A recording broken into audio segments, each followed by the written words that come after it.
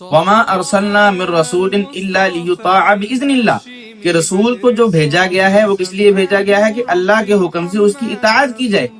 اسی طرح فرمایا فلا وربک لا یؤمنون حتی یحکموک فیما شجر بینہم فلا یجدوا ثم لا یجدوا فی انفسہم حرجا مما قضیت ویسلموا تسلیما، تب تک مومن ہو ہی نہیں سکتے جب تک یہ آپ سے اپنے فیصلے نہ کروائیں اور پھر ان فیصلوں پر پکے بھی نہ رہیں۔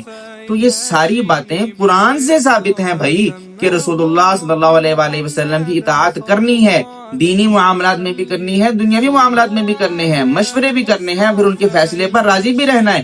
اب آپ کیسے کہہ سکتے ہیں کہ یہ شرک ہے؟ اس کا مطلب یہ ہوا کہ اللہ کی بات ماننا، اللہ کے قرآن کی بات ماننا الیاذ باللہ شرک ہے۔ اللہ قرآن میں جو کہہ رہا ہے وہ حکم ماننا شرک ہو گیا۔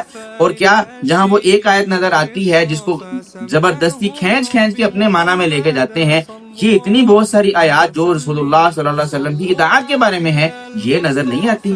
تو یوں لگتا ہے کہ یا تو عقل و فہم سے بندہ بالکل عاری ہو جاتا ہے، یا پھر جان بوجھ کے عام لوگوں کو گمراہ کرنا مقصد ہوتا ہے کہ لوگوں کو صرف اپنی جو کام کی چیز ہے وہ بتا دو اور جو اس کے کام کی چیز ہے وہ چھوڑ دو، وہ چھپا لو۔ یعنی کہ بعض کتاب پر ایمان ہے اور بعض کتاب پر چھوڑ دیا۔ یہ یہودیوں کی فطرت تھی۔